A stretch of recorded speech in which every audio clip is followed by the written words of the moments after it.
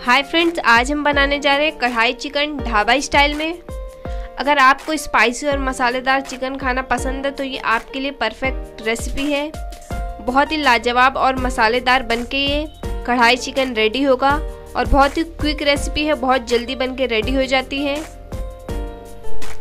तो वीडियो आप पूरी देखें इस कढ़ाई चिकन की रेसिपी की। तो चलो बनाना शुरू करते हैं।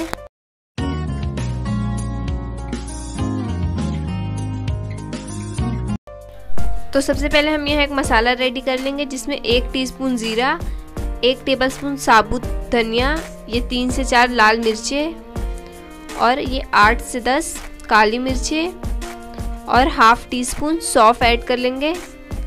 अब इन सब चीज़ों को हमें लो फ्लेम पे 1 से 2 मिनट तक भूनना है।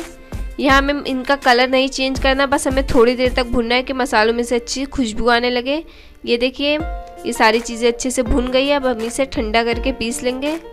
यहाँ हमें इस मसालों को दरदरा पीसना है, इससे बहुत अच्छा फ्लेवर आता है। आप इसे बारीक ना पीसे। अब मैंने यहाँ 500 ग्राम चिकन ले लिया है। इसमें 1 टेबलस्पून अदरक लहसुन का पेस्ट, 1 टीस्पून लाल मिर्च, 1 टीस्पून नमक और थोड़ी सी हल्दी डाल के 1 घंटे के लिए मैरिनेट कर लिया था।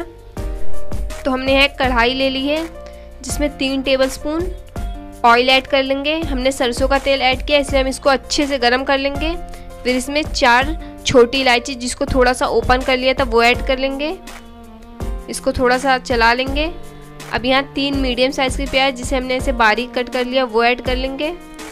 प्याज को यहाँ हमें अच्छे से भून के गोल्डन फ्राई करना है। अच्छे से आप चलाते हुए प्याज को यहाँ भून लें। ये देखिए थोड़ी देर में हमारी प्याज गोल्डन ब्राउन हो गई है। इससे ज़्यादा आप गोल्डन ब्राउन ना करें। अब हम यहाँ 2 टेबलस्पून अदरक लहसुन का पेस्ट ऐड कर लेंगे।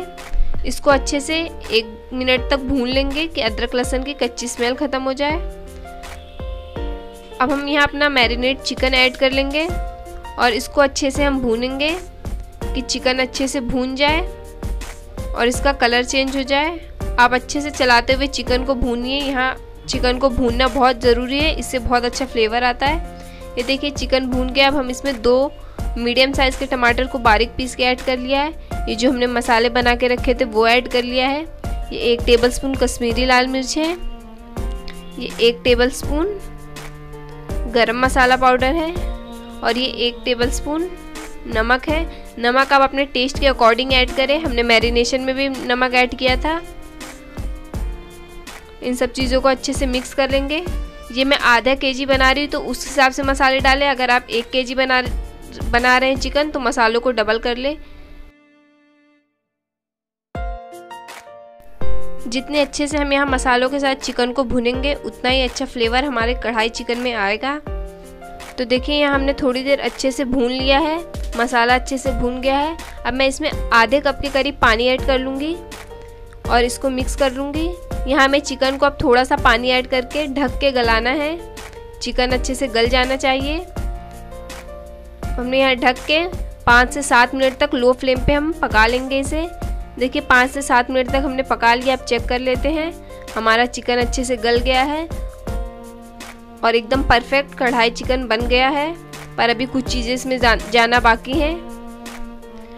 आपको अगर ग्रेवी थोड़ी पतली चाहिए तो आप पानी थोड़ा और ऐड कर सकते हैं। यहाँ हमने 1 टीस्पून कसूरी मेथी, ये 2 हरी मिर्ची जिसे कट कर लिया था वो ऐड कर लिया है।